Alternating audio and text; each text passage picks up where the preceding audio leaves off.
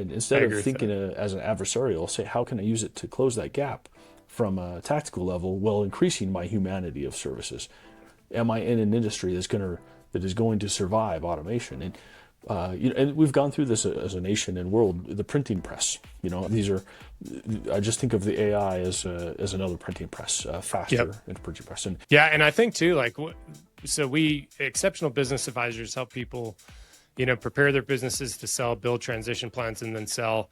And folks that aren't willing to implement AI, I've kind of said, hey, there's many paths, but here's a few paths. One is, hey, use the who, not how concept. If you're fundamentally against AI, but you're a leader and you're good at leading humans, find a great young person that loves this stuff and put them in a position where you say, hey, here are the problems we need to solve. We need to make sure that we can utilize AI in solving those problems so our speed is equivalent to our peers. Go do that for us. And then you're leading that person who's then managing the AI.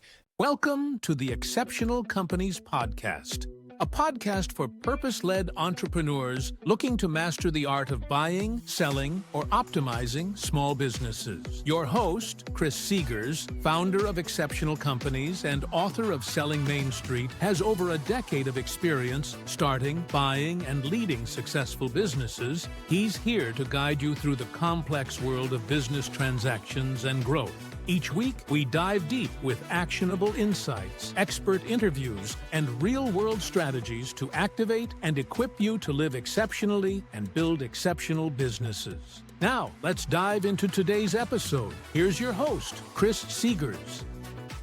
Welcome to the Exceptional Companies Podcast, where we talk about how to buy, sell, or optimize your business. Today, I'm joined by a really good friend of mine and a wonderful guest, Rob Thompson. We're going to talk a little bit about how to use AI in your small business, but a bit about Rob. Rob is just a brilliant data thinker, is how I would put it. He founded the 411 for 719, which is the largest Facebook ecosystem in Colorado and continuing to grow. He's just a really good human being and really likes building digital communities. Rob, welcome to the show, brother. Oh, thank you. Right back at you, man. You're a wonderful human being, and you've taught me a lot in our friendship too, so thank you. We're having a lot of fun, man. You and I are definitely thinking the same way on innovation, and we talked a lot about the OODA loop and shrinking down kind of your thought process to action, but we'll get into that. But I always start the podcast because our audience always wants to know a little bit about the person that's on the show. So tell us a little bit about your story, what business you're in, why did you pursue business? And so you were military, so let's kind of tie it all up in a bow. So touch a little bit about the 411, and we'll start there, and then we'll go from there. Okay, well, my name is Rob Thompson. I'm a retired Master Sergeant from the Air Force, did 20 years and 7 days in the Air Force. I have two beautiful young daughters. They are beautiful young ladies now. They're 14 and 15. So I'm a comm guy from the Air Force, and I like to call myself now a socio-technical systems engineer. And what origin story here is kind of, it actually started in real estate. I bought a house I never should have bought in 2006, and it kind of lit a fire under me. I'm a tech-minded guy, but it kind of lit a fire of advocacy under me, and I've transformed that into what is now the 411 network. About 13 years ago, I got my real estate license because I like to say because I bought a house I never should have, and it drove me down the path, as I mentioned, of advocacy, and I started on social media just answering questions. Right, I created a Facebook group called Colorado Springs Housing now, Colorado Springs Residential Real Estate it's called now, but started answering questions and started building a community there. Migrated that idea to the 411 for the 719 as a larger community advocacy platform, systems thinking. What do you mean by advocacy? Because that's, I think, let's define that a little bit. Because in our business, we call it service. So our goal with every business we have is to activate and equip others to live exceptional lives. So we want to serve them. But how would you define advocacy? Because I think it's important as we think about this. That's a good question. You mentioned the OODA loop. I think my favorite kind of definition what I interpret that to be is improving people's capacity for independent action, improving people's capacity and ability with tools to improve their lives. For me, it manifests in the form of building spaces and where people can get the answers to their questions. I may not be able to answer your question, but sure can. We'll find somebody in the community who can, and we connect you to those answers. The 411 and this idea of advocacy for me is building a community where people can get answers and solutions to what they need, whether it's housing, whether it's a painter, whether it's somebody looking for a doctor, or even if it's just the act of holding space where people can ask questions. And then it is, to me, advocacy. And that's how it's expressed for me. I love that, man. So let's actually dig into the OODA loop, because we're going to talk about AI. One of the things that AI has done is it's shortened that OODA loop, right? So human beings generally like really extend this for not good reasons, I don't think. But could you define what the OODA loop is and spell it out? We had a similar acronym that I've shared, which is ALA, Act, Learn, and Adjust. But what is that concept of the OODA loop? Because it ties in really neatly with AI. Cool. So John Boyd, Colonel Boyd, was a fighter pilot in the Air Force, and he was known as 42nd Boyd, and people flew from all over the world to challenge him, and he could tie up an enemy aircraft inside 40 seconds. From word go to bang, you're locked up. I believe a German major once got to 36 seconds on him, but he won. Later on in life, he came up with this framework called the OODA loop, and it's an adaptive methodology, if you will. It's a framework for a mental model for consideration, and so it's this: observe, orient, decide, and act. And the key to winning the fight, whether it's aerial warfare, whether it's martial arts, whether it's business, is you act before your opponent acts. You send them back to their observational state, and then you do it again. But the actual key to John Boyd would have said that the orientation is the key to the OODA loop. If you are failing to orient correctly, then you're gonna miss the boat. You're gonna lose the fight. Even if you act before your opponent acts. If you act over here, but the fight's over here, you're gonna lose. An example of this in real estate, for example, is you see a lot of folks advertising right now that interest rates are relative to or better than they were in 1987, for example. They're saying that. However, that is a failure of orientation because in that specific statement without context, they're ignoring housing prices and the correlation of housing prices to interest rates.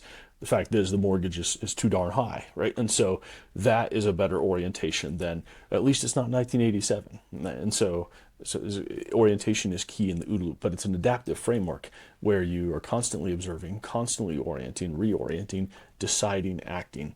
And then, one of my favorite metaphors is the F-35 has a helmet called the Eye of God, and it can see through the aircraft, right? And so that gives that F-35 a massive orientation and competitive advantage when it's up against the enemy aircraft. And so it's adapting your business, your life to that framework. But further, it is. There was pardon the segue here, but it's related. There was a quote, or a post on Facebook this morning, someone asking, "How do you make peace, essentially, in a chaotic environment?" And it's for me the OODA loop and that framework. You have to find that internal peace, right? And if you can accept that the world is actually constantly changing, we are pattern recognition systems as humans. That's what we do, right? And things that go outside the pattern evolutionarily, right, are threats. And so that persists, right? But if you can understand that the world is constantly changing and that our equilibrium in the time it took me to say those several syllables, it's already gone, right? The world has already shifted. I commented on another post this morning that somebody was asking what's going to happen with the markets, and I told them there's tens of millions of variables, if not more. And that's not to say we don't do anything, but that's to say to sit inside that with an OODA mentality, an OODA loop mentality of I'm going to adapt. I'm gonna have a business, but it's going to be adaptive. If you can sit in that and understand that, then change is less scary. 100%. And we've coached both our clients and our team on this, that the rate of change has accelerated so rapidly. You have to iterate on those OODA loops much quicker.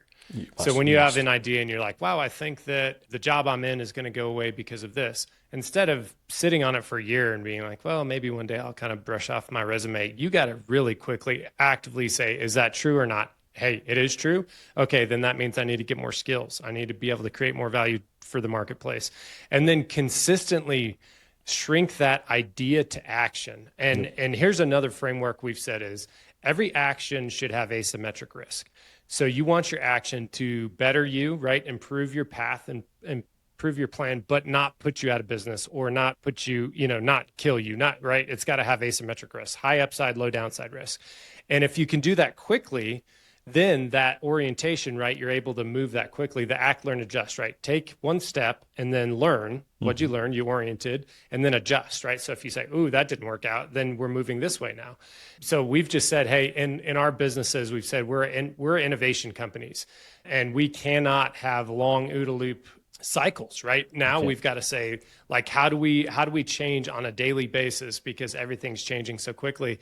And I think also going back to that question about peace, if your orientation is the world is chaotic and that's okay, and actually I'm going to thrive in chaos, that mental frame is a lot better than just the world's chaotic and I just have to deal with it and it stinks and I don't like it. Like, you can actually get very comfortable with the chaos. I think it was a military term that they used to say, embrace the suck. And that's what we've always said is, hey, like, if you're doing a hard thing, instead of just being like, I got to get through this hard thing, you can say, this hard thing is for my betterment. Actually, I'm going to figure out ways to enjoy the hard thing, the innovation. I mean, no one likes change, but if you can do that OODA loop and decide, hey, we're going to be really good at change, then pretty soon you start liking it. I mean, I'm so excited about AI and the innovations and the things that are coming, because it's going to remove a lot of friction and inefficiencies from human interactions that aren't useful, but it's also going to have a lot of downside. So you can be on either side of that. You can be like, I'm so freaked out and afraid of AI, or you can say, man, there's going to be a lot of utility and it's a tool. So there's downside, right? Just like a chainsaw, you could cut your foot off with it, but you can also cut a tree down and build a house. So let's dig into the AI piece. So we want to, like, this podcast is all about tactical. Like, we don't want to just talk about things. We want to say, here are some things you can go practice in your business that will benefit you. So if we think high level strategy and then move to the tactical, how do you think business owners should view AI, or what's a healthy view of AI? Because we're talking about this probably more than anything right now. And I think most business owners are in the same boat where they're like, do we fully embrace it? Do we not? Do we, is it going to go away? Is it going to be here forever? Like, what do you think is a healthy frame around AI utility in the business world specifically? So one thought, one higher level thought, then there, if you are reacting, if the world does chaos, for example, if that's your view, and it's a chaotic world, right? But if you are waiting for the chaos to manifest before you address it, then you are always reacting. But if you are doing as we do and we try to do, and you are anticipating that change is the norm, then you're going to. It's a slight shift, but it's a profound shift in the way. I love your chainsaw metaphor too, by the way. I think the best way that small business owners at a tactical level can make peace with AI is that it's here, it's not going away. We're able to download the frameworks and run them on our laptops. So even if the technology were shut down at a high level today, it's just not going away.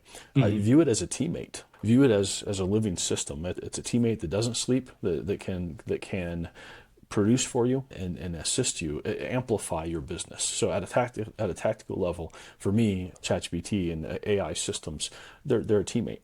They're a teammate that amplify the human touch. That's how I view it, is how can I use this system to amplify, to reduce the friction points, but they are a teammate. That's how I look at it.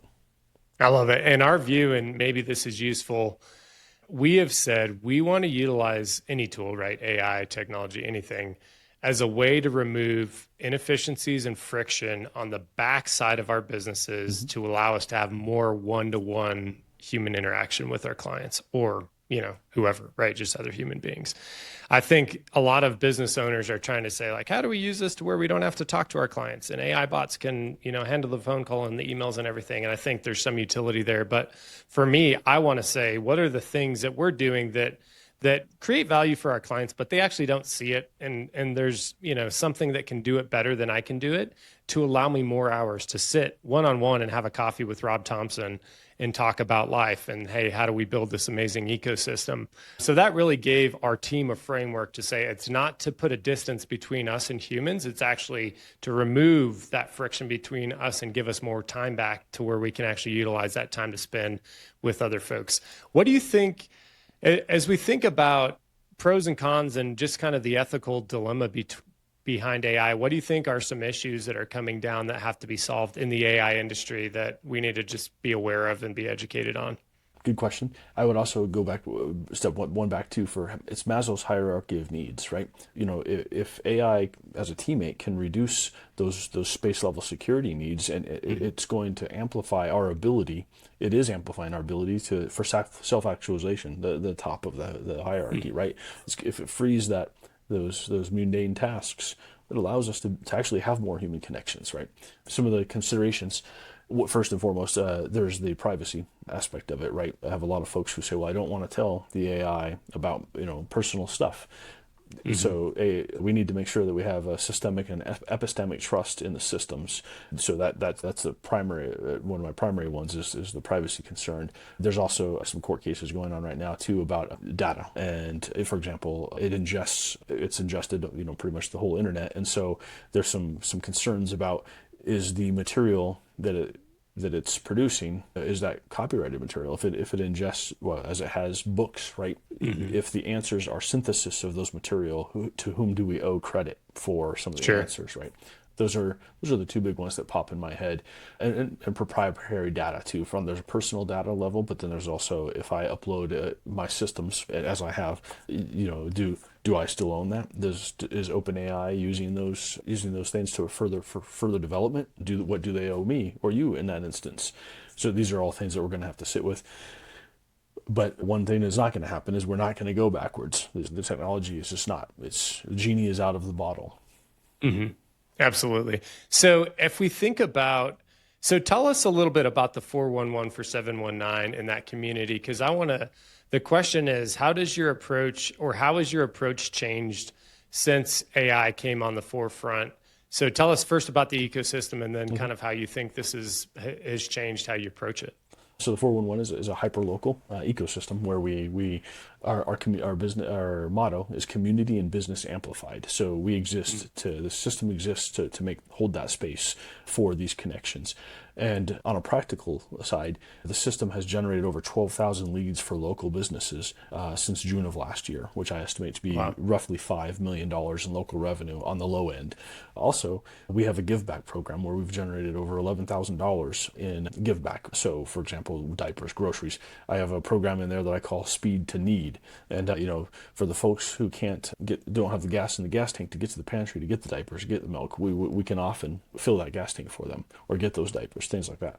So that's what the system exists for. How has AI helped enable that? Speed. It goes all back to the iteration of the OODA loop and also speed and synthesis of information. So AI has enabled me to help to build faster systems that then allow me to be more present in the group. Rather than worrying about the tech back end, I can move with speed there to be more present, and that self-actualization too. It gives me time and space to think about what next for the 411, right?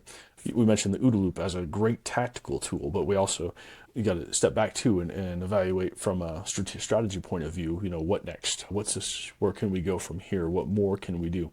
That's another thing that's enabled it's enabled adjacent possible activities, because as I've collapsed the tech stack time here, I'm able to do more here, right? And so for me, it's been speed and synthesis of. One thing I recommend for business owners, and I might be jumping ahead here, is build an avatar of yourself and tell this avatar everything you're comfortable telling it, right? Your hopes, your dreams. I'm a huge Superman fan, so my AI knows that I love Superman, right? But I didn't just tell it that I love a fictional comic book character, right? It knows everything there is to know about Superman, so it's able to tell me why I like Superman when I don't even know it. I don't even know what maybe necessarily why, but it makes those layered connections, right? And so for me, I'm able to talk to myself, an idealized version of myself that then gives you the perfect almost response of a never tired, never distracted version of yourself that you can use to talk to about your business, about the 411. So my avatar and I have had extended conversations about the philosophy of engagement in the system and what it even means. It's not just a Facebook group or a collection of groups, or even we have the 411 for the 719.com. These are all just destinations, right? The other day I said to somebody, so there was a Facebook glitch. and the 411 was actually offline for a couple hours. And Yeah, I saw that. somebody said to me, why aren't you freaking out? And I said, well, I am. but also, though, I told him Asgard / the 411 is a people, not a place. And so these are concepts that I'm kind of going on a philosophical tangent here, but for me, AI has enabled the speed with which I can automate some of this back-end systems, but that has only actually served also to increase my ability on the human side to have space for those.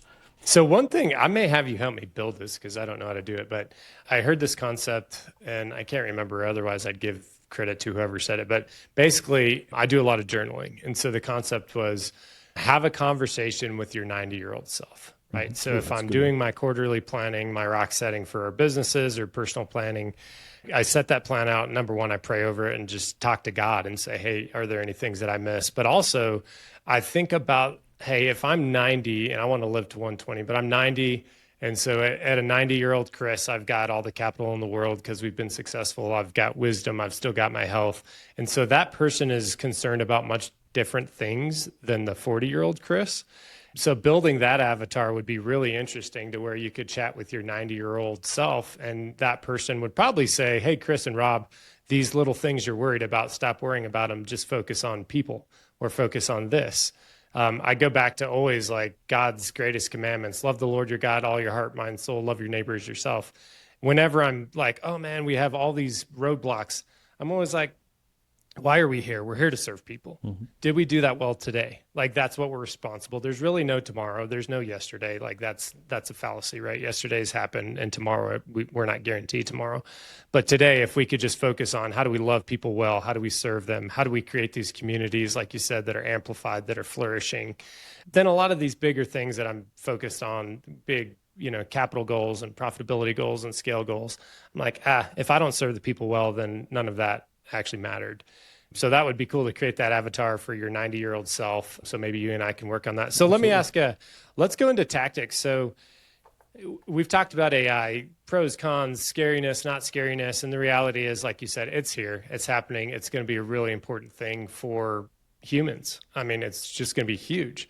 So what are 3 ways today, or 1 way or 5 ways, the number doesn't matter, but what are some useful ways small business owners can utilize AI today in an affordable way that's kind of a low barrier to, kind of understanding of the technology and a low cost entry? What are some ways that you've seen that have just been really useful for business owners? Okay, so I think there's 2 ways. One is, we've talked about it several times, is create that avatar of self. Tell it, hey, if you're an HVAC company owner, a small HVAC company owner, hey, I own an HVAC company. These are my hopes and dreams for this company. This is what I'm currently doing. This is the number of employees I have. And then straight up ask it, how can you best help me build my company if I want to scale my company? Or maybe you don't want to scale, maybe you want more time. Straight up ask it, what kind of questions do people ask you? And start a conversation. That's the number one thing that you just need to do today is create an avatar of self, call it Rob 2.0, and or call it your name in 2.0. That'd be weird to have an avatar of self called Rob. But start asking it questions, build that thing, tell it what you want. So I promise you, if you do that and you ask it those questions, and then also don't ask it for solutions, ask it, help me think through this. Ask me probing questions of, don't give me the answers, help me think through the answers. There's some criticism of AI going on right now in the media that I was reading yesterday, where they're like, well, it's removing people's ability to think. I don't think that's true. But if you are concerned about that, ask it to help you formulate those answers. And then also, when we talk about AI, there is ChatGPT, which is an LLM, right? And that's what we're talking about, creating an avatar of self inside that LLM that you can talk to. So define an LLM for folks that aren't familiar. Large language model, right? So when we talk about ChatGPT as AI, we're actually looking through a window, and that you're talking to a literal token window, where you are talking to an intelligent, depending on your definition of intelligence, but you're talking to a language model that's going to emulate and give you answers back in a human-oriented way. So that's one aspect of AI. The other aspect of AI at a tactical level for businesses is automation of business systems. You can use AI right now I have the capability, for example, to build voice chatbots or voice bots that can answer your phone. I have a client in California that it's answered the phone thousands of times for them, and that works for their business model. Some folks are like, well, hey, I only want humans to answer my phone, and that's cool too. But if your phone is ringing so much that you're missing calls, why not have an AI answer that phone for you if your main line is occupied, and say, hey, we're occupied at the moment. This is landscaper HVAC AI.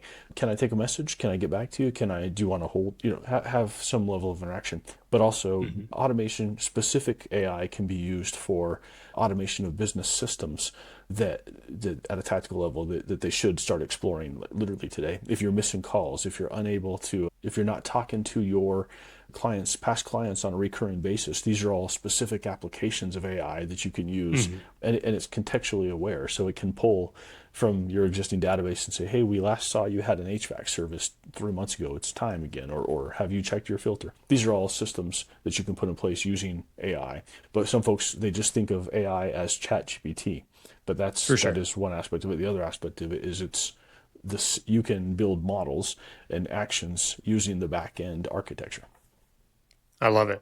Do you like what you hear so far? Make sure you never miss an episode by clicking the subscribe button now, and check out our website, www.excoadvisors.com. This podcast is made possible by listeners like you. Thank you for your support.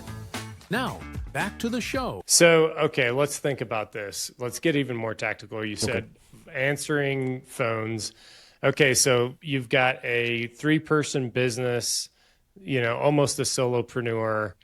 And let's say, blue collar services is really hot on the acquisition side in our space. So I think, that's what people are looking for. But let's say you have a residential plumbing company, and this person is 50 years old and hasn't totally embraced technology.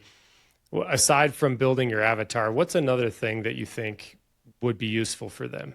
Whether it be some sort of AI, do they call them apps, or what do they even call them? Like the specific kind of iterations of AI? But it just depends. You can build an AI powered app. It depends on how specific you want to get, but you can build an. Gotcha. So what would be something that, okay, so let's think about what are their biggest problems. Their biggest problems are estimating correctly, affecting that service correctly, so recruiting the right people that can do the actual job, making sure they're billing, making sure they're getting leads and building out their sales funnels. What are some of the things that you've seen that you're like, man, here's some low-hanging fruit that would be useful to kind of, not even specific to plumbing, but maybe that kind of person that's scaling, that's sub $1 million revenue? Okay, so I would start with asking the person the question, what's your pain point? So sure. I've talked to some trades folks who estimating is a great example. It is possible to use AI in a specific instance to train your own estimator, and then all you do is you can even call it, hey, I need an estimate for 4 outlets and a new bus panel on the electrical panel, and it needs to be done in 7 days. And so now this AI that you've had trained, or it knows by be told it 7 days is now an expedited, so it knows to apply a surcharge for that, right? It knows you've trained it on those costs, or maybe you even have it searching for the current costs plus whatever markup you need. That's an application of it. Could I pause you right there? Yes, sir. Because you said something super important. So take your biggest pain point. Yep. So we use a system called EOS, and one of the kind of tools within that is just building issues lists and doing something called IDS, which is identifying your problem, discussing it, and solving it.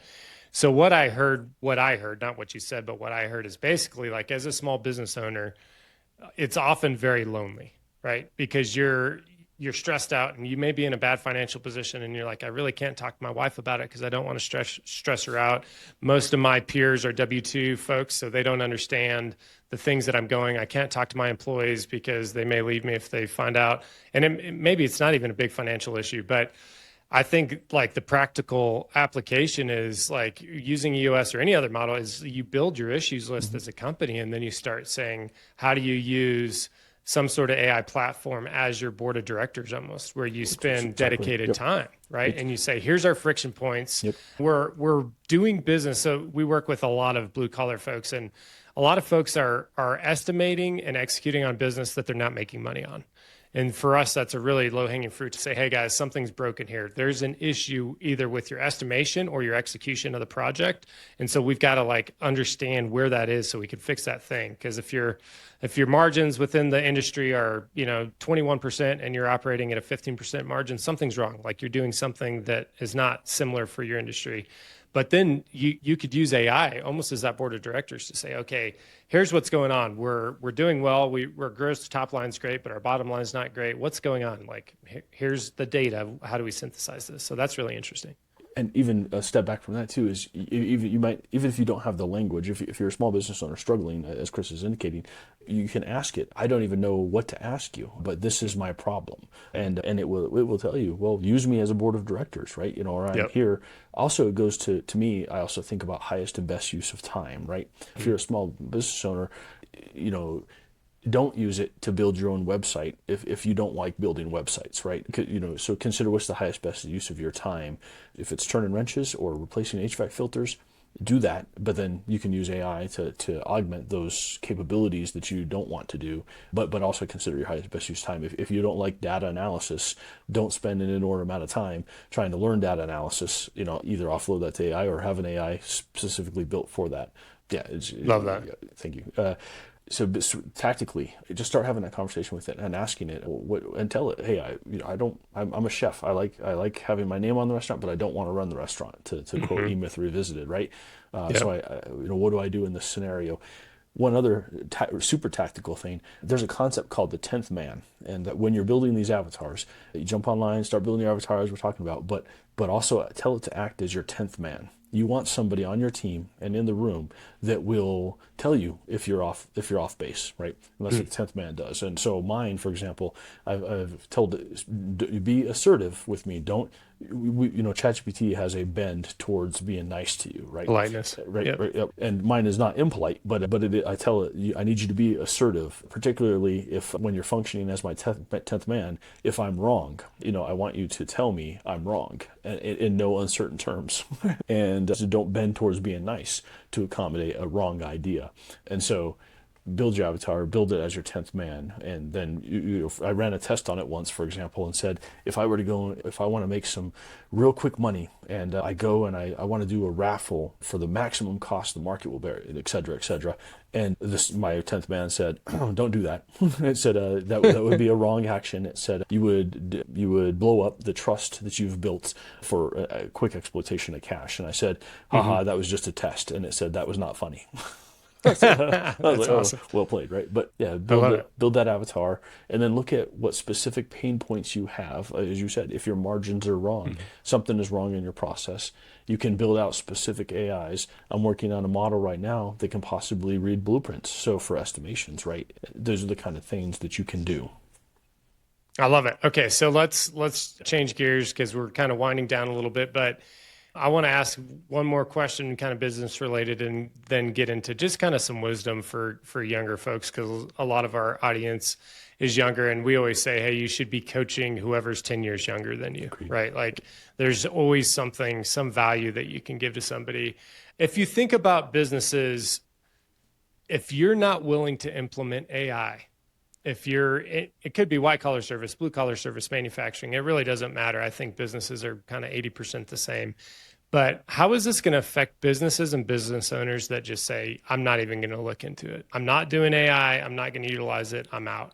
Like, how do you think those business owners will be affected? You're going to get left behind. And that's just the bottom line reality. Going back to the OODA loop, speed, the temporal aspect that Boyd might have said, is a critical part of the OODA loop and thought process, right? If you are not using the tools that close the gap, that increase the speed with which you can operate, you are going to be outrun by folks who are. That's just 100%. The bottom line, right? There might be a kind of Luddite pushback in some aspects of people who only want people who are not using AI, and that's fine. But I think a lot about travel agents, for example. As technology came online, and the same for real estate, as technology comes online, there will be a component of that, of people who will only use real estate agents or travel agents in person, right? But these tools are getting so sophisticated that in many instances you don't even know you're talking to an AI, and they can operate at a scale that you cannot. So if you're thinking that, okay, but you got to look down the road and say, what's the odds of my profession surviving? I was just talking to a real estate agent yesterday, and I was telling him this. If Amazon comes out and decides to sell houses, I would not be surprised if they don't take 70% of the market, if they can do so at such a significant cost savings that sellers of homes are like, well, yeah, I'm going to save X thousands of dollars by going. So consider that. You're going to be outrun by folks who are using those systems. And instead of thinking as an adversarial, say, how can I use it to close that gap from a tactical level while increasing my humanity of services? Or am I in an industry that is going to survive automation? And we've gone through this as a nation and world, the printing press. These are, I just think of the AI as another printing press, a faster printing press. And we are 100%. Yeah. And I think too, so we exceptional business advisors help people, prepare their businesses to sell, build transition plans, and then sell. And folks that aren't willing to implement AI, I've kind of said, hey, there's many paths, but here's a few paths. One is, hey, use the who, not how concept. If you're fundamentally against AI, but you're a leader and you're good at leading humans, find a great young person that loves this stuff and put them in a position where you say, hey, here are the problems we need to solve. We need to make sure that we can utilize AI in solving those problems so our speed is equivalent to our peers. Go do that for us. And then you're leading that person who's then managing the AI. The other thing too is if you just say, hey, I'm out, I've made enough money, it's a great opportunity to sell that business and legacy to younger folks that say, hey, I want to take this business from, 5 million of revenue to 20 million of revenue. And I see exactly how this thing can be done using the main things of business, people, processes, and, profitability, but also AI integration. That's going to be a pretty big ramp up. And so there's some really great paths that don't need to feel like you're throwing in the towel, but hey, bring in somebody and let them really manage it. And you still need to understand it at a high level. But I can tell you, I'm one of 8 siblings. My younger brothers speak AI. Right? I don't. I speak internet. Right? My parents didn't even speak internet. Then we had the internet. We spoke internet, and now, my younger siblings in that younger generation, they don't even Google anymore. They don't even utilize the internet for a lot of the functionality it is.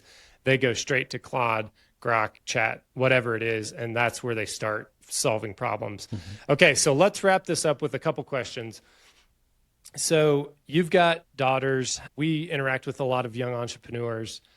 If you could give some advice for young entrepreneurs that are kind of coming into 2025 and maybe are a little bit scared, right? We've had a bunch of political upheaval. We've had, some potential wars on the horizon. We've had AI. Just a lot, right? We're coming out of COVID. There's just a lot of noise. What's some advice you would give to a young entrepreneur that's kind of getting their legs underneath them, or just somebody that's young that is a little bit scared or concerned? Ooh, that's a good one.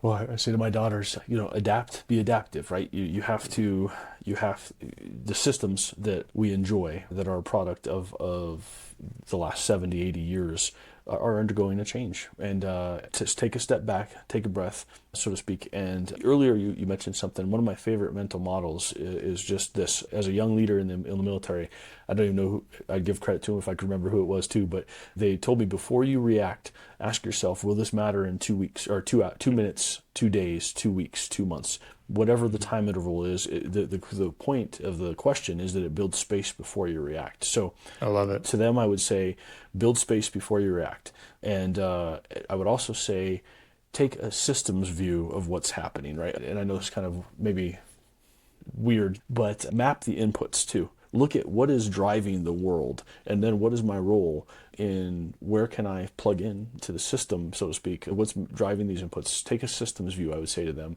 Orient, but be ready to reorient. And then also, Gary Vee actually said something recently, I think it is. He said, what does the future hold? Somebody asked him. And he basically said, either you need to be really good, like yourself, at riding the pulse and seeing what's happening and bringing exceptional value, like you do, to the conversations. And you need to know a lot about a little, but you need to be really good at it. Or you need to dive deep and learn to code. And people are saying, well, vibe coding, right? Vibe coding, I'm going to go on the record here and saying it's great for delivering of an MVP, a quick product that you can showcase as a concept. learn the nuts and bolts though too, because when you're vibe coding, for example, if you've learned the nuts and bolts, if you know how to work on the engine, you can give more explicit instructions to the AI, and you also develop an intuitive feel for what's wrong. I use ChatGPT vibe code too, right, for an MVP. When something goes wrong though, I can, because I know how to code, I just know, right? I know, oh, that's the spark plug failing to fire, right? It is. So I would say to young entrepreneurs, pull back and try to observe what's happening from a systems view. Don't let it drive you. You orient to the system, and then also consider learning a specific. Don't follow for the don't learn to code thing, because someone is still going to need to be able to talk to the AI and figure out why that algorithm is doing what it's doing. So either become really good at riding the pulse and the OODA loop and kind of evaluation of systems, or dive deep into a future-proof concept. That's my suggestion. That's good, man. I think too, like, to add on to that, history repeats itself, right? So I think look at history and say, what are the fundamental needs of human beings? Like you mentioned, Maslow's hierarchy of needs. Like, what is going to be constant? We call it the architecture of life. I believe God's created this architecture that just is always, right? There's always changes. There's wars, there's people moving, there's technology, there's all these things that are in the architecture, but that macro level architecture just is the same thing, right? Human beings always need love and want to interact with each other and want to have that tribe. Like, people need products and services. Like, people understand how to be sold and want to be sold, and this, like, there's just certain things within an architecture that will be constant. So figure out those things that are fact, right? That aren't seasonal, that aren't, hey, this is a generational thing that's going to be irrelevant. That's why I like to read books that are, 100 years old. Some of my favorite books were written in the early 1900s, because I'm like, if it still works, then, this stuff must be fact. Okay, let's go into that. So tools, books, or resources, and let's just say last 90 days, what's something that has just really lit you up that you're like, man, this is a game changer and it's been so useful, and, I need to share this with our audience? Okay, last 90 days. Okay. For me, the last 90 days, one of the shifts mentally has been really, actually, instead of using AI to get answers, it's to use it as a sounding board, and specifically saying, rather than telling me the answer, help me get to help me walk through the questions I need to learn the answer for myself. And also this idea, there's a book I'm reading right now called How the World Really Works. And it's fascinating because analyze the inputs, as I just keep going back to this, right? If you know what drives this over here is driven by this over here. For example, there's like 7 core elements through which all of modern technology is powered, right? So without going too far down a rabbit hole of analysis here, it is asking AI as a tool, asking it, tell me how this works. Tell me the root drivers of this thing. So I'd say it's learning to reuse an existing tool, actually, that has most excited me over the last 90 days, is because answers are easy, right? Okay, well, tell me here, I need the answer to this quickly, or I need the code snippet real quick to do this.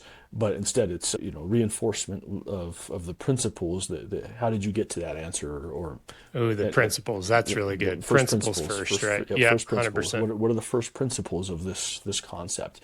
And you'll find that Seth Godin, he said something once in a seminar, and it was basically a first principles type question. I just would say that, go back to the first principles, and what's going to happen. Here's what he said. We are often presented with A-B choices. You must do this, or you must do this. Actually, there's a third option. I'll tell you one anecdote here. Once in a real estate transaction, an agent called me and she said, well, you have to do this or you have to do this. And I said, actually, ma'am, with all due respect, I don't have to do either. And she said, what do you mean? I said, well, I could, and trying to be funny, I said, I could, on the phone with her, I said, I could sit on my floor right now, assume the position of the Buddha, and just meditate, right? And she was like, what is it? What are you even saying? And I said, well, there's a third option. I could just refuse to comply, or For sure. And it was interesting because she's like, I don't even know what you're saying. And I said, I understand. And back to the real estate transaction, I said, there is a third option. My seller could just not do what you're asking to do. And, oh, that's not an option, but it is actually. So yeah, I would just say, first principles, and also just really be skeptical of information that you're being given. Ask even this question for you younger folks, and anybody actually, what is the motivation of the person answering this question? Or do they have monetary motivation? Are they trying to sell me? Are they trying to sway my opinion? And what is the root of this information? And what is the root of this question? So going back to first principles and just kind of the architecture of life, I'll throw another book out that I've referenced before, but there's a book called Unreasonable Hospitality.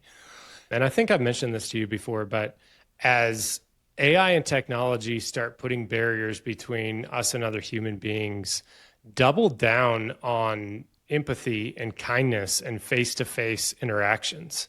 There's so many people that are lonely. And this is business world or non-business world, right? There's so many people out there that are lonely that if you just said, hey, the only thing we're going to do in our business is we're just going to be more hospitable. We're going to be kinder. When we greet somebody at our door, like we're working on a menu of snacks and drinks for anyone who comes to our office. And it's a big expense, but we're like, you know what? When somebody comes to our office, we almost want them to feel like they're coming home. We're like, hey, here's a thing of Pringles. Is Pringles sophisticated? No, but it's really good. And almost everybody loves Pringles. And so they're hungry. They won't tell us they're hungry. And they're getting a thing of Pringles and have a nice bubbly water or coffee. But I think as we think about AI, how do we integrate it? How do we find it for its utility? But then also never forget the humanness, right? The extreme hospitality. And that's a great book for reference. Rob, this has been an awesome conversation. We're going to have a bunch more. I'm going to have you as a recurring guest, especially when it comes to technology. Anybody that is trying to solve a technology issue, reach out to Rob. He is phenomenal. Rob, where can people find you? What's the website? What's the email? Where should they reach out to you if they want to engage you on the business side or just interact with you socially? You can hit me up. I'm on Facebook, Rob Thompson. This is my profile photo. Rob at s2technical.com, or my phone number is 719-440-1116. Any of those reach. You can also hit me up on Facebook at the 411 for the 719. If you search for that group and join it, you'll hear from me. But yeah, my cell phone, 719-440-1116, or email rob at s2technical.com. It's probably the quickest way to get a hold of me. And yeah, thank you. Thanks for having me on. I love this conversation. I love the potential, of what's coming, and the application of that potential for our clients is just incredible. I love it, man. And the humanity that you mentioned too, view all of this as just enabling more human connection, right? I run the Facebook group. We have 104,000 people in it. What makes that work? It's actually the humanity, not the technology behind it. It's holding space for the humanity, and I like to call that squishiness. We hold space for squishiness, and I love it, man. So embrace the humanity and embrace AI for its utility. Rob, thanks for coming on the show, and we'll have you back soon. Thanks, sir. Talk to you soon. Thanks for joining us this week on the Exceptional Companies Podcast. Make sure to subscribe to the show on iTunes, Spotify, YouTube, or via RSS so you'll never miss a show. While you're at it, if you found value in this show, we'd appreciate a rating on iTunes. Or if you'd simply tell a friend about the show, that would help us out too. If you liked this show, please reach out through our website, www.excoadvisors.com, for free tools to order a copy of Selling Main Street, or to sign up for our free webinar on how to sell your Main Street business.